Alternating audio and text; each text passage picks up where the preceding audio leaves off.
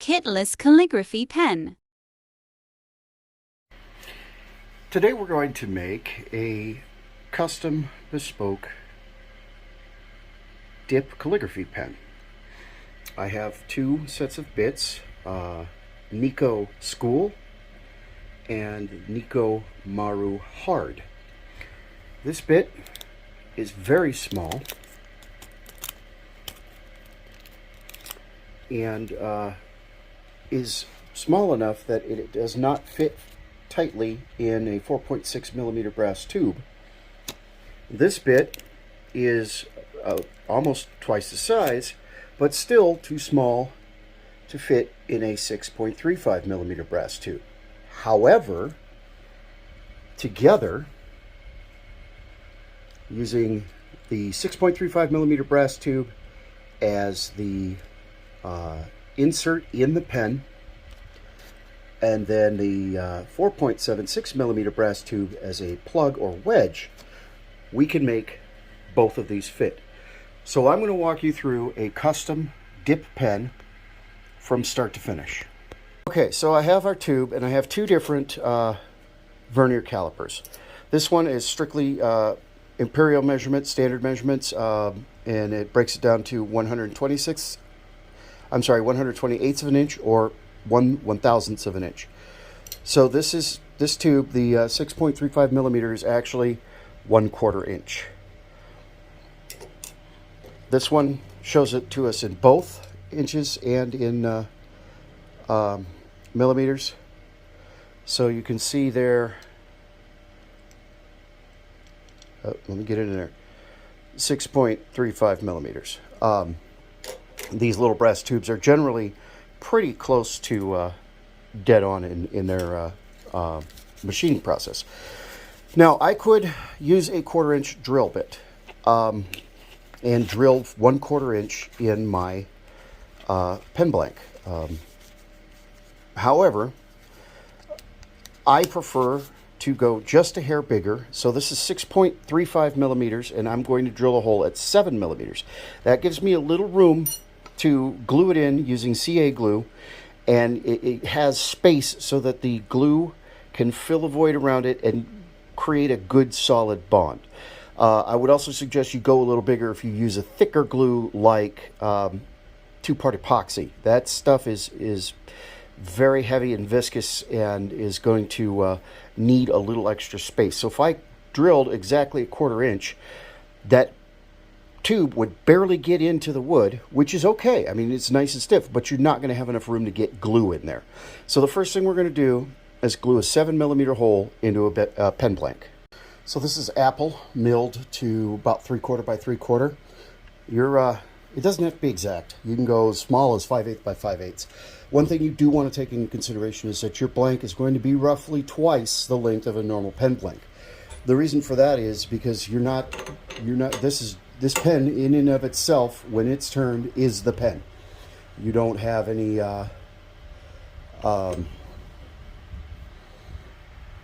attachments or anything. This is a dip pen. This is a very old-fashioned style of pen, so you're not dealing with caps and things like that. You are strictly dealing with the pen. Depending on how sure you are about how square this is, you might want to go square it off. I don't recommend sinking it all the way to the base of your finger jaws unless you know it's square. And the reason for that is if it's just a little off, it won't turn straight. This happens to be square, so we're going to go ahead and go with it just as it is. And we're going to drill, again, like I said, 7 millimeter hole. So we have our drill bit mounted in the Jacob's chuck. Now, unlike a pen kit where you drill all the way through, we only really need to drill about 1 inch.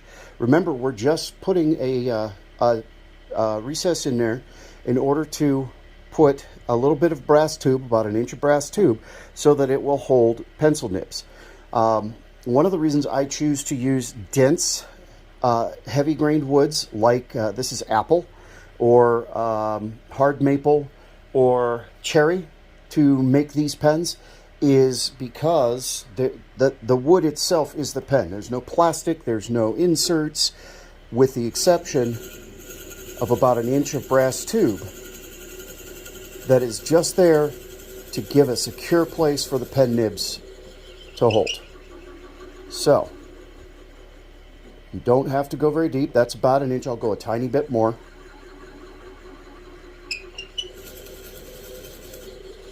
I keep my speed down so that it doesn't get too hot. Usually drill around 300 or 400 RPM. So there we go. We just put a short hole in there. And then we're going to glue in the brass tube. Then we will sand and make sure we are nice and even. There are many different ways you can do this. I simply use my Dremel. Mark out an inch, roughly, and just use a cutoff wheel. It does get hot.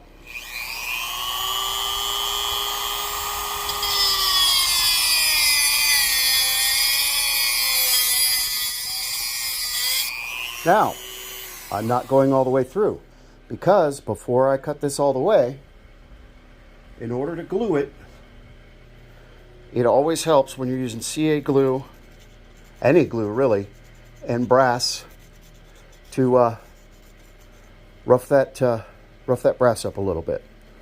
That helps give the glue purchase. And I've seen arguments either way. I've seen pen makers say that they've never had a problem with pen tubes that were smooth, and that's fine. I want to hedge my bets and make sure that that little brass tube never comes out of my bespoke pen.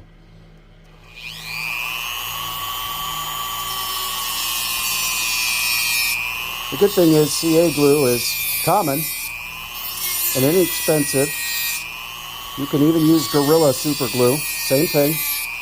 So if the client does have a problem, they can just super glue it, or they can send it back to you and it's quickly and easily repairable. So this is the only piece of metal that I need in here to hold my nibs, because it's all going to be friction. All I'm going to do is hit that rough end with a little bit of sandpaper, just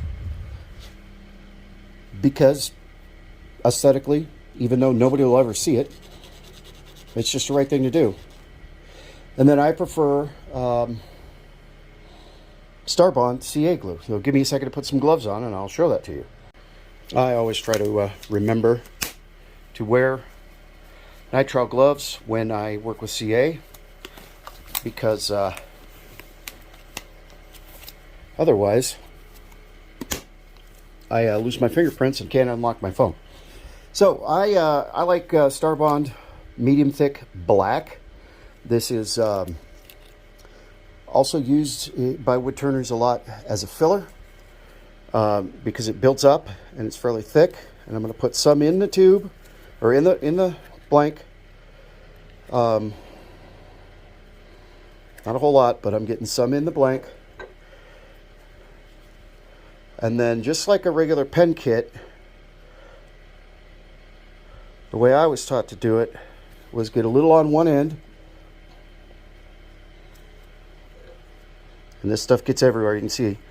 Get a little on one end, kind of swish it around, and then reverse it and push it in.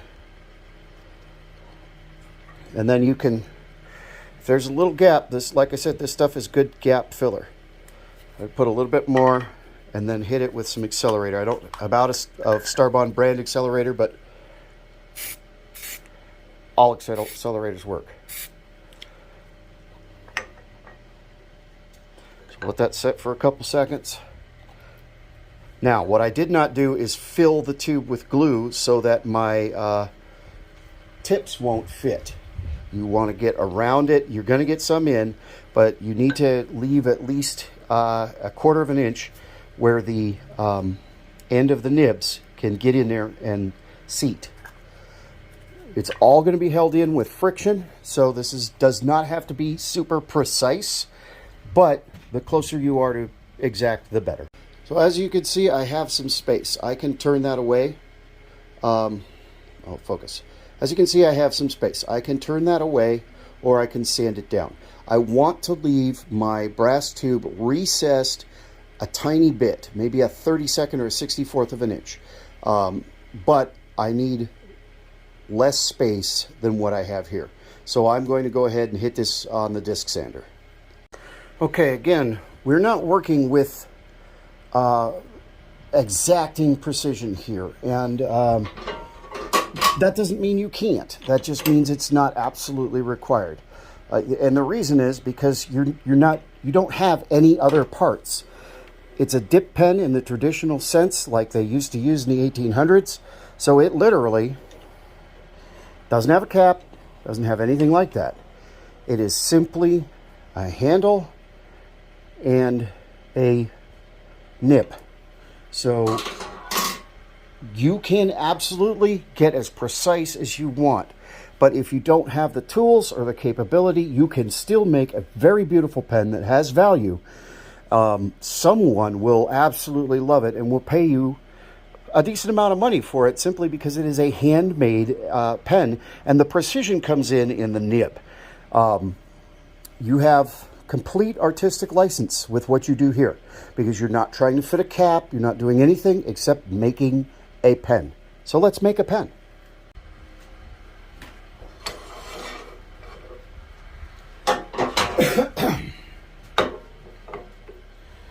I'm going to use the simplest and most basic of tools, the spindle roughing gouge. Again, this grain is in spindle orientation, lengthwise, and this is a very good tool to use. This is freshly sharpened yesterday. They can hold their edge for a long time unless you're turning super hard wood, which actually I was turning catalogs, but I sharpened it towards the end of the journey yesterday, so it's going to hold just fine. A couple things to think about. Remember that this is longer than your normal pen. Ultimately, it's going to be about this long, roughly 8 inches, I believe. But you can make it as long or as short. This is all artistic. 7 inches, or about 7 inches. I could probably make it 8, but 7 is fine. This is all artistic choice here. If you want to make a 4-inch pen, go for it. I prefer it a little bit longer. However, also consider who your customer is. This pen does not have a customer. This is just, well, I'm going to make a nice pen that I will sell, but this is in order for me to make the video. So I have very large hands. I generally try not to measure something like this that's going to be held by a person by my hands. Or if I use my hands, I subtract a finger width because I've got big monster hands. So something to consider, this is 7 inches long. Just setting my hand on here, it's 5.5 inches wide. So think about the size of your hands. Invite a child in. If you have kids, get one of the kids to come in and measure. Or get your wife to come in and measure. Compare other hands. Consider, especially if you got big beefy mitts like I do, don't make it fit your hand unless it's your pen. Guarantee a lady will pick it up and say, this is gorgeous, but it's too big. So think about that. You want to turn in spindle orientation at high speed. Again, this is applewood. It's very dense.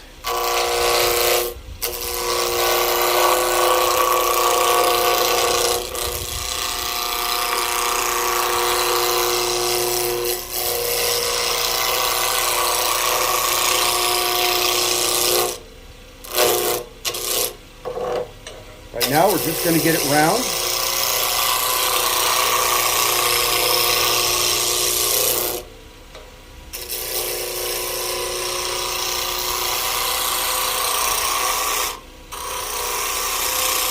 There's that little tiny bit of a little burr or something right there.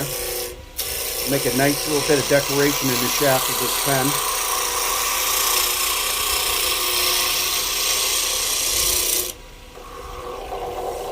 Not quite round.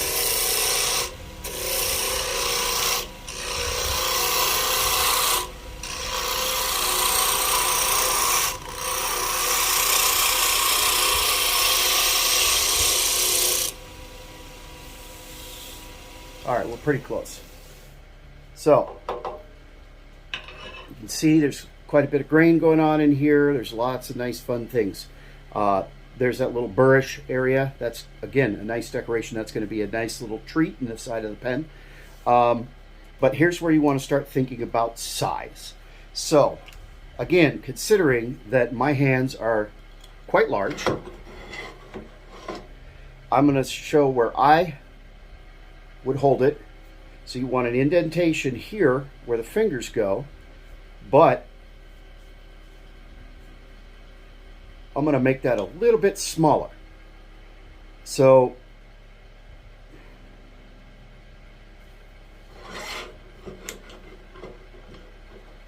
here is the cut down to the nib. We do not have to go all the way down to the tube. I do not recommend it. I want you to leave a little bit of space, about a 1/16 of an inch of space around there, a rim. So that's where the cut down to where the nib enters is going to go. The deepest part of where the finger trough is going to be is about here, and that's as tall as it's going to be. Now again, what I'm doing is comparing to an average of normal ink pens that I handle, because they're not made for people with big giant hands like me. I'm trying to make this fit as close to what that as I can approximate that as possible. Again, using the spindle roughing gouge, which is more than an adequate tool in order to do this job. Oh, kick your speed back up.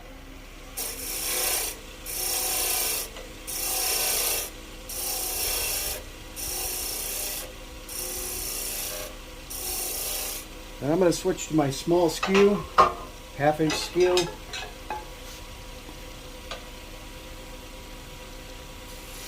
Make sure I'm square. And then I'm going to scoop this out just a little bit more. I can't quite get the spindle roughing gouge in there. Whoops. This is why people don't like skew chisels.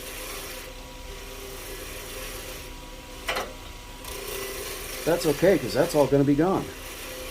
So remember, I said you want about a 1/16 of an inch of a rim in there.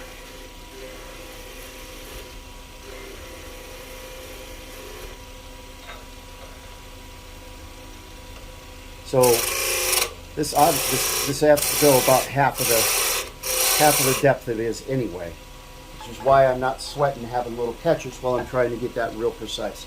That was a bad technique. That was just technique, and I should be paying closer attention and doing better. But I'm trying to think about teaching, so I'm not focusing on keeping my technique clean. Do as I say, not as I do. So again, that's about the thickness my hand would hold. I've got to go smaller. As always in spindle turning, you want to cut downhill, meaning from the high area to the low, laying the grains down rather than lifting them up. Gives a smoother finish.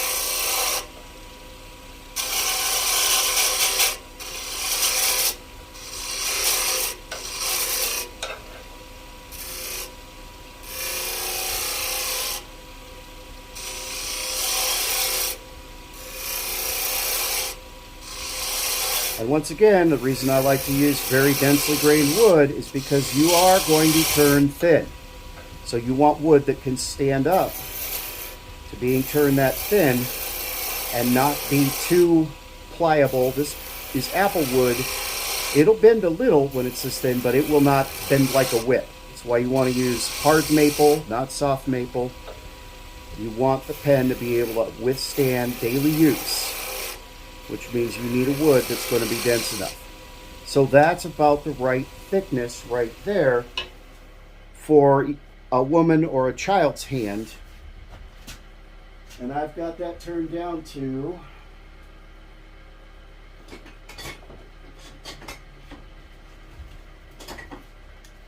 I'm going to say, where are we at? 1/2 inch.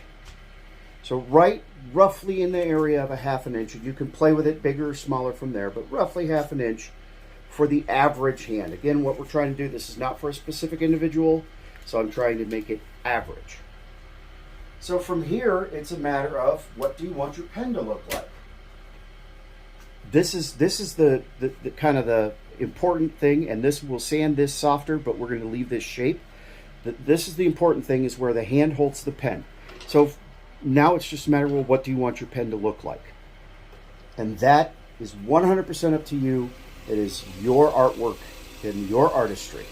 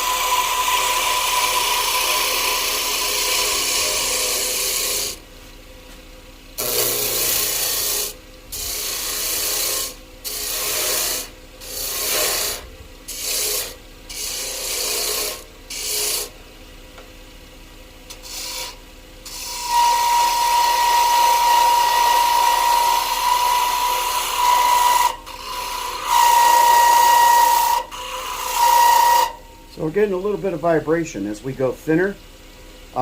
If you're making smooth cuts, you can use your fingers as a steady rest. It will not burn because you're cutting very smooth, and help alleviate some of that vibration. If you don't feel safe using this technique, don't use this technique. This is just a technique I use that works. And I know how smoothly I'm cutting, and I know that it's perfectly safe, and I will not burn myself or harm myself. You are responsible for your safety in your shop. Use the techniques that you are comfortable with. Learn and grow so that you can also find more advanced techniques.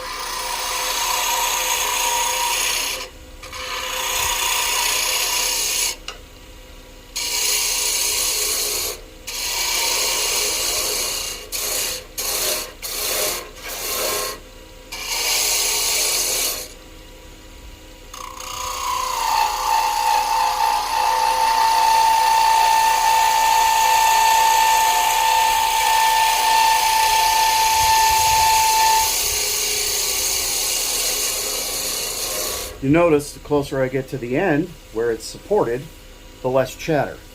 This really isn't bad chatter though. It sounds worse than it is.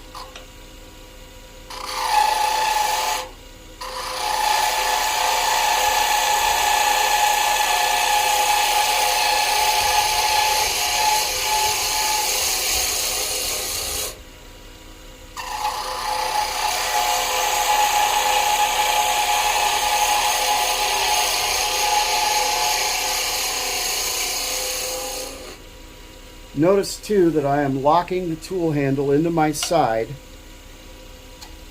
I use my left hand to control entry, but I'm not pulling the tool. I am sliding my entire body. This makes this tool as stable as humanly possible as I make these very fine refining cuts.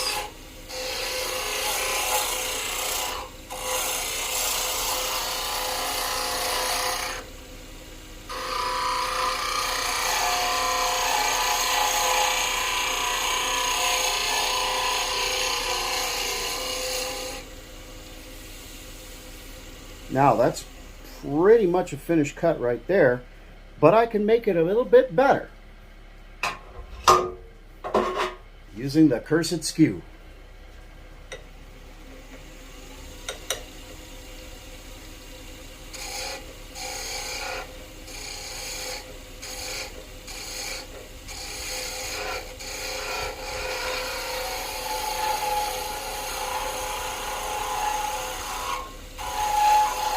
A very fine planing cut. If I rub the bevel against the wood, it burnishes a little bit.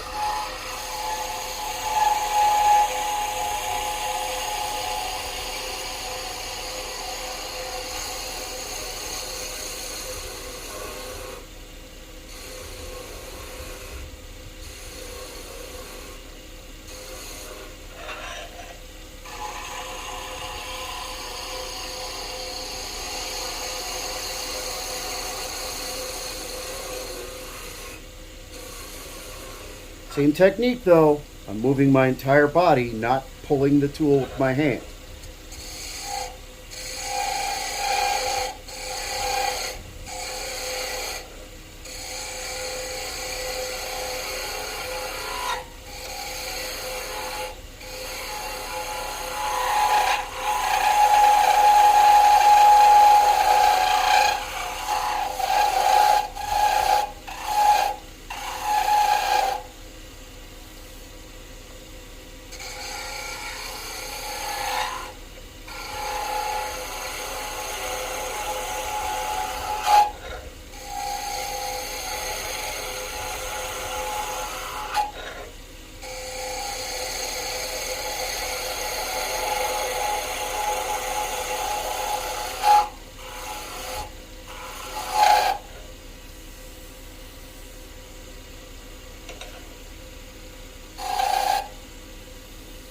You can also, again, Use the stabilizing technique.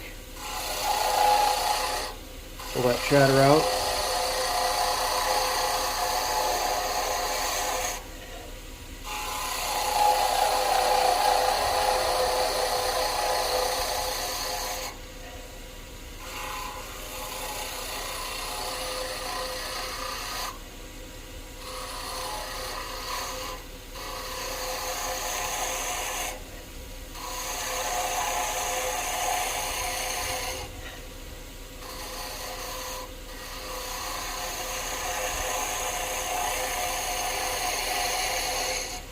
And I'm just shaving tiny shavings, less than the thickness of a piece of paper.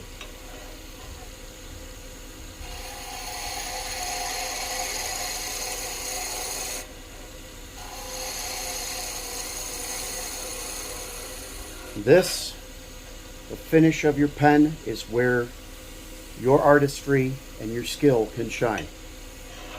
This is where you show your ability.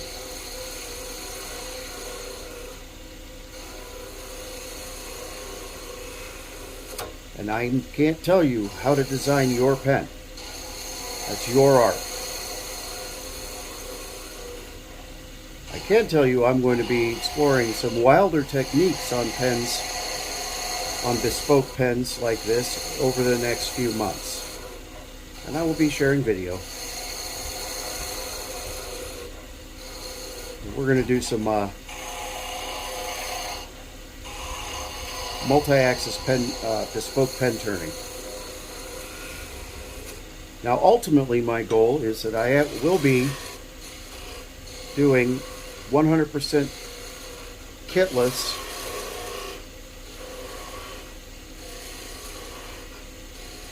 do not go all the way through when you're doing this. Wait till you're done, but you do want to shape the tail end so that you can sand most of it. So I will be working towards getting the tooling I need, the jigs and things for completely kitless pens. A great example of what I want to start making, go to Divine Island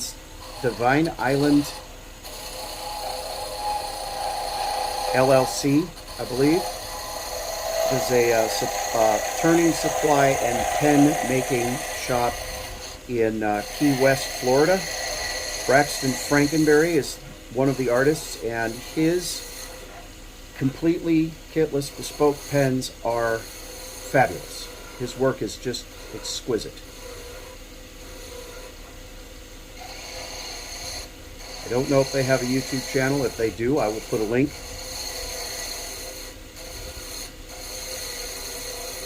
Now at this point, this is just me being finicky. You could call this done. There's a tiny bit of shaping I want to do. Again, this is where the artistry comes. And this is entirely up to you. How you want this piece. There we go. I wanted that little tiny curve in there. Yeah. So now we sand. Now this is pretty finely turned. Really don't need to sand much above 240 grit. Or much below 240 grit, I should say. 180 will start to change the shape. I don't want to change the shape. But higher than 240 and it'll just burnish it. So 240 is right where we're at. This is ProNet from Woodturner's Wonders. I do not get an endorsement. I just really like this. Is good paper. When we're turning spindle orientation, we're turning pens, we can sand fairly fast. I think I'll run about 1800 RPM. No, 1500.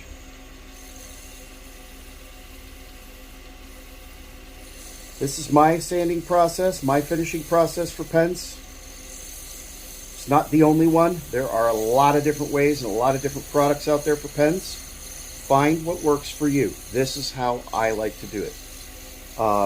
There are a lot of guys who finish pens using CA glue, and there's nothing wrong with that.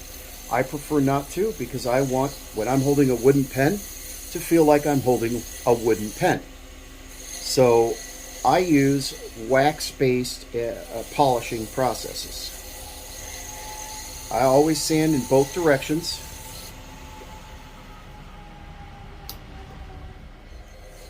Forward and reverse.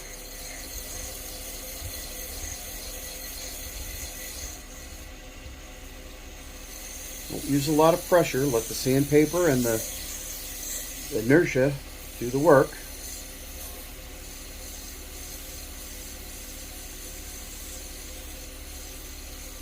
One reason I like this Pro Net is it's very durable. You can use it for probably 4 or 5 pens before you need to replace it. Just blow it out with the air compressor if you've got one, or take it and do that and knock the sawdust sanding dust out, and you still have grit. So it works pretty well for 2 or 3 projects before you have to replace it. Okay, once you've gone forward and reverse, I always sand laterally. This takes out any of the rings, and if it is scratching the pen, you can't really tell because you're going with the grain. Again, this is my technique. Use what works for you. This already feels super smooth, but we're going to go a little bit higher. Where's my 3C? Okay, that's 400. I'm going to go 320 first. This is just, my neighbor works at a plastic compression molding shop, and he brought home a tail end of a roll of 320 they used to polish the molds, and he's like, hey, can you use this? Hey, if it's free, it's for me. It's decent sandpaper. I like the sticky back. That makes things kind of easy to hang on to, or stick it on a block if I need to. It works pretty good. Not the best sandpaper in the world, but this is also not the finish sanding, so. And it is not as durable as the Pro Net from Woodturner's Wonders. But I didn't pay for it, so it doesn't cost me. Okay, depending on your wood, at this point, at 320, you may choose to put sanding sealer on it. If this is a more open grain like walnut or wenge, I would absolutely put sanding sealer on it. This is a very closed, very tight grain. Sanding sealer won't hurt, but it really won't do that much to help. Personal choice, personal decision. For this grain, am not going to use sanding sealer. 400.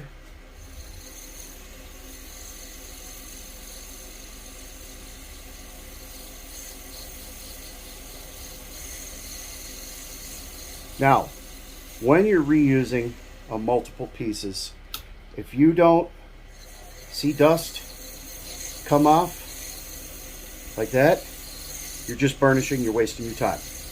You're not getting a little bit of sanding dust. Now, 400 grit, you're not going to get a lot. But if you're not getting some dust, it's worn out, it's not doing anything. You're just burnishing. And there's nothing wrong with burnishing. In fact, we're about to do it. Maybe, if I can get enough sawdust. I cleaned up my floor this morning.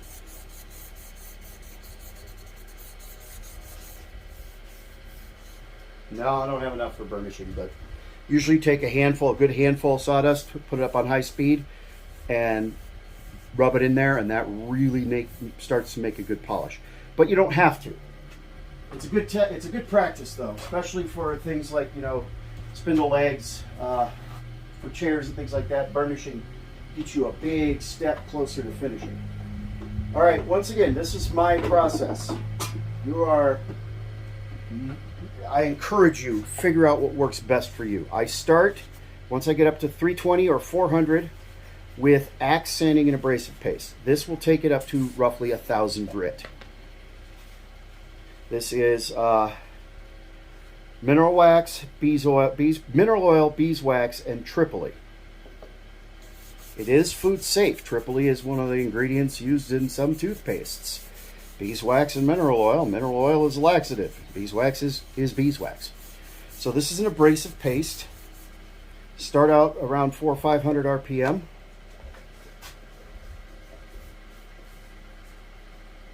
It'll catch a little because it's an abrasive paste. And you can see I'm basically spreading it around, and it's digging in. That's what it's supposed to do. It's taking that up from 400 to a roughly 1,000 grit finish. So first pass is just to work it in, then I turn it up to between 700 and 800 RPM. Make another pass. And still feel the abrasive working. It's pulling on the paper. You just want to keep doing this. Speed up a little, make another pass. You just want to keep doing this until your paper towel comes away clean. So there's still a little bit of grit. It's still cutting a little bit. That's down here on this end.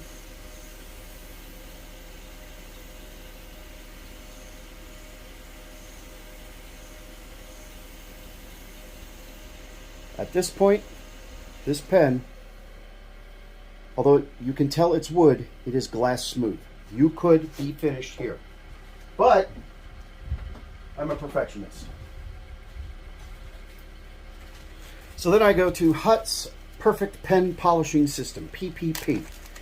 And that is 2 food-safe, odorless, non-toxic, wax-based abrasive polishes. This takes it up even finer. Kick up the speed a little bit. Get that wax in there. You can see it all got dull. So this is step 1, and this gives it a satin gloss. Step 2 is going to give it a glossy gloss. And then we're going to make it even glossier.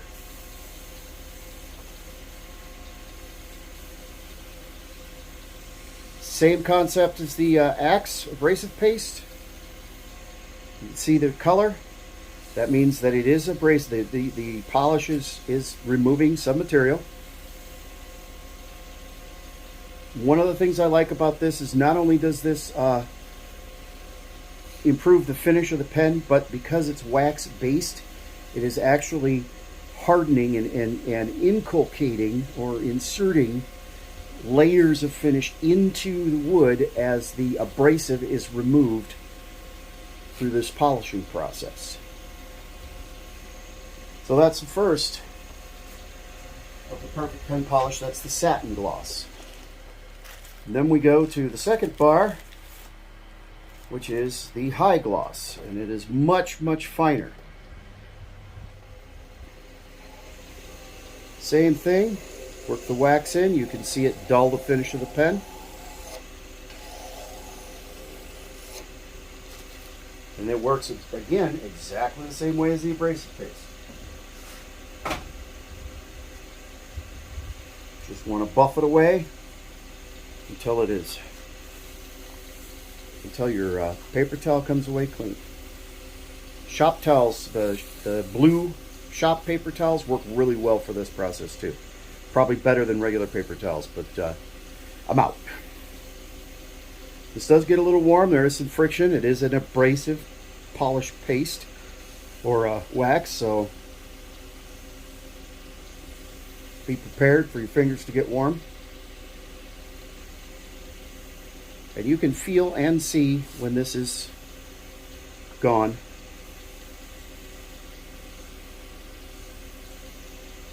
But I'm not done. Still not shiny enough. Now again, I'm not using CA glue. I'm not using any of those substances because I still want it to feel like wood in the customer's hand.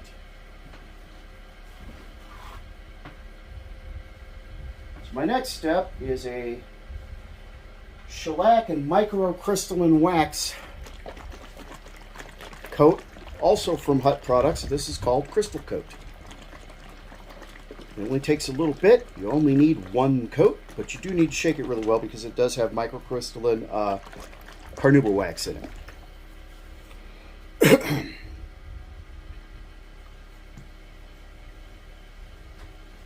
Carnauba wax is very, very strong. Carnauba wax is what they use to wax bowling alleys. It is a fantastic final finish coat on pens. So you see that the liquid dulled it down a little bit. This is a friction polish. You want to get heat. That works that microcrystalline wax into the grain.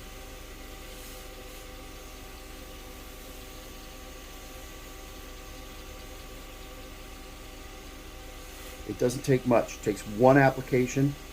Look at that high gloss.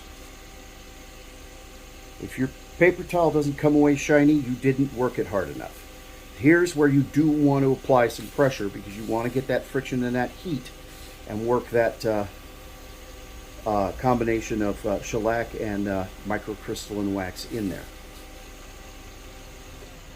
Now we're talking a nice finish, but I'm not done. I have two ways I can go with this next step. Both products are outstanding. Since I started with the Axe paste, I'll finish with the Axe. However, the other product I like to use is Brad's Workbench Tongue Wax. The reason I am not putting Brad's Workbench Tongue Wax on here is because I want to pull this off the lathe and show you a finished product in a moment. And Brad's Workbench has to sit and for at least a half an hour so that the tongue oil in the solution, in the tongue wax, can begin to polymerize.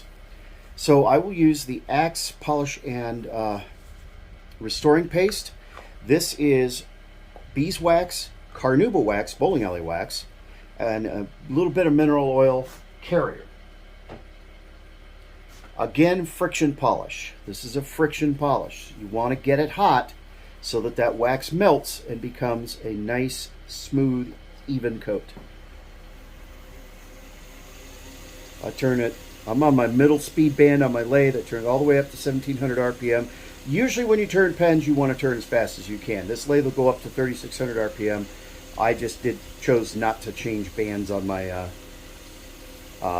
drive system. You can still do it at 1700 RPM. Okay, so that's gotten warm. Tom over at Axe says that in order to melt the Carnauba wax to get it into solution, you have to heat it up to 180 degrees. So you want to burn your fingers. I mean, you don't want to burn your fingers, but it's got to be hot enough that it may burn your fingers in order to get it in. And again, this is a final finishing coat. That crystal coat is got Carnauba wax in it, so it's really hard. This is just a little extra on top. Either the Axe or the Brad's Workbench work. Again, the only reason I'm not using Brad's is because I want to part this off and then show you the final assembly and the little wedge mechanism that I'm going to make. So for the sake of time, I'm using the Axe. Both are outstanding finishes. I use them both for different applications. I cannot tell you I prefer one over another. I use them both. So this, I guarantee this finish for life. But more so, because it is all natural, it's all food safe, I expect if the pen is used regularly that there will develop a patina. And that's what I like, is this is a wood pen. This is wood. It is natural. So that patina, in my mind, gives me more value to the pen as it ages. If the customer prefers that they want it shinier, then they can always return it. It's going to take years to get the shine off of it. But if they say they want to keep it this glossy, they can always return it and I'll refinish it. All of my pens come with a lifetime guarantee. Unless you're intentionally breaking it. If the mechanism on my kits, if the mechanism fails, I will repair or replace it. If the finish fails, I will repair or replace it, but I prefer patina. All right, so I've gotten this very thin.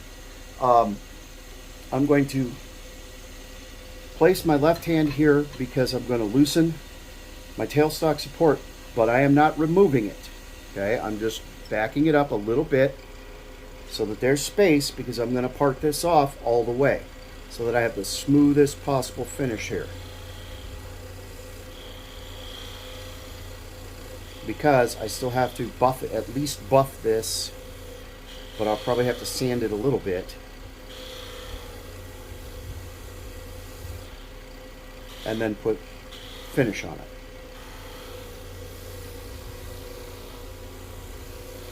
This is the, when you're doing this kind of a pen, this is the weakest point. That's the pen spinning faster than the tailstock. Sorry, that's the pen spinning faster than the tailstock. This is the weakest point in your finish in your design, right here, where it parts. This is where you can get tear out. This is where you get it all shiny and nice, and you can just have a little bump and ruin it right here. So you want to be as absolutely delicate and cautious as possible.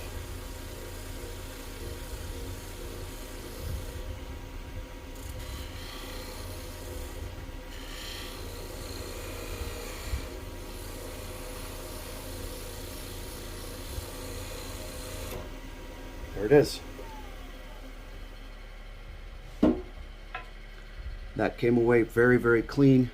Take a tiny little bit of work with sandpaper, and we'll finish that off. So here is your pen. Now remember, I told you you wanted a little bit of space, and if you feel like you need to, you can seal this up with CA glue. I don't really think it's necessary. A little bit of grain pushed out from the live center. Just clean that off.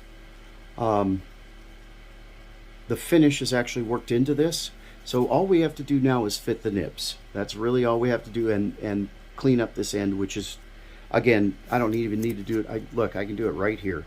It's really not that complex. We hit it with a little bit of 320.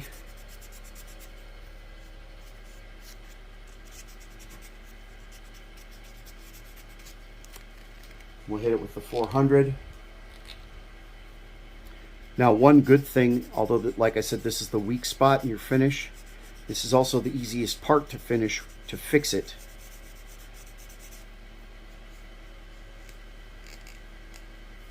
Okay, so that's really, really smooth. I'd sand it up to 400. It really does not need to be any further than that, because you will never, unless you're sitting there with a microscope looking at it, you'll never know the difference. A little bit of the wax.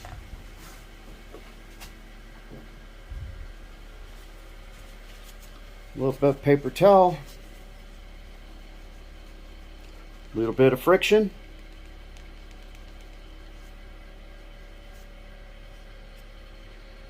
Unless your customer's chewing on the end of the pen, that's never going to be an issue. That's never going to be a problem. It has as fine of a looking finish as the rest of the pen, and that carnauba wax, again, create a little heat, a little friction. That carnauba wax, they use that to finish bowling alleys. That's pretty strong stuff. So I'm going to clean up a little bit and then break the Dremel back out, and we're going to create our wedge that holds our nibs into the pen. Okay, we can get into Vernier calipers and measuring and get precise. I'm not a machinist. I'm a wood turner. But what I want to show you is that this is loose. This nib will come right out. Okay, and this nib is even smaller. However, we can make both nibs work. And how we're going to do that is we are going to create a wedge. So this nib actually fits inside this tube. This tube is the smaller. It's the 4.76 millimeter. So the first thing we're going to do is create a wedge for the larger bit, which is the school bit. And I'll get this out of the way so that it doesn't fall on the floor. So we're going to create a wedge for the school bit that'll hold the school bits into the pen. To do that, I'm only going to need about this much of my brass, but I'm not cutting it off yet, because I need to cut a channel so that we can make it a wedge. So very carefully with your Dremel, and it does get hot, so be careful. simply cut a channel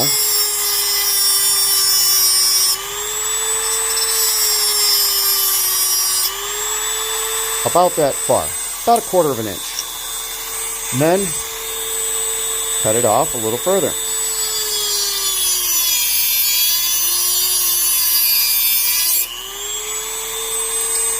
Let it cool.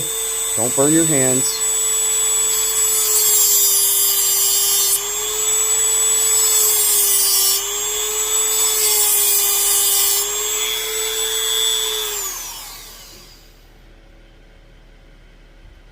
And I just usually break the rest off because this is very small, so I don't want to lose it. But you can also use a nail. This is a 16 penny nail, something like that, and kind of fit it in, because you're going to need to do that anyway. Fit it in, okay? Take that off. Now, this is going to a customer at some point, I hope. So I don't want any sharp edges. There's a little burr on there, a little 320. Take that burr off. Run your finger over it. Smooth out that outside edge.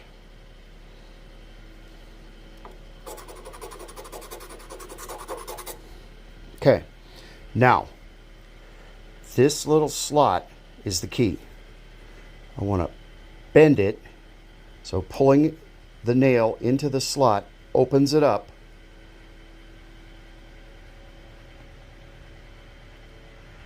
Okay, you can use needle nose pliers. You can use all kinds of things. The nail in the end works really well. Just works for me. So what I've done is made that wider. So I've made it a wedge. I set it inside the nib that is too small. Hold my thumb on it. Work them both in. And again, that's a wedge that holds that nib firmly. That nib is not going to come out in regular writing activity. I can probably make that a little bit tighter. It's adjusted a little bit more. Again, I'm just sticking it over the end of the nail. This is a 16 penny nail. I turned a handle for to make a center punch. These are the tools I use that I made myself. You can use other tools. It's just what I have and what I use. Okay. Push it in.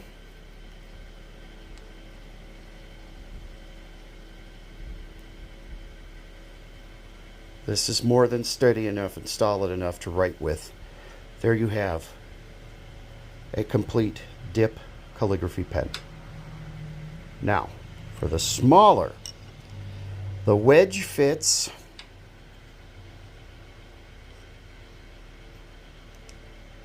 and the wedge will hold. But did we bend it enough that the wedge is going to have an effect on the smaller nib? That's the question. What I may need to do is cut the smaller nib and adjust it, make it wider. The important part of the nib is that what the user writes with. So we can make some adjustments down here. That's going to be just plain too small. It's just too small. So that was worth a try, but I'm going to have to come up with another method to make a pen with the nibs this small. And that's okay, because this has 3 different nibs. This will also fit larger nibs from this brand, Nico. See, you've got a nice, decent wedge fit. It's adjustable by the customer. Let's now show you how good that finish is. Just drop the pen, no Mars. So it's adjustable by the customer. Simply spread it. Want it to wedge tighter?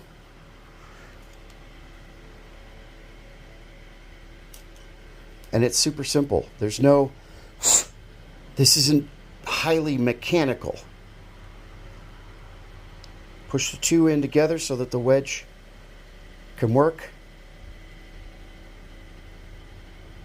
There you go.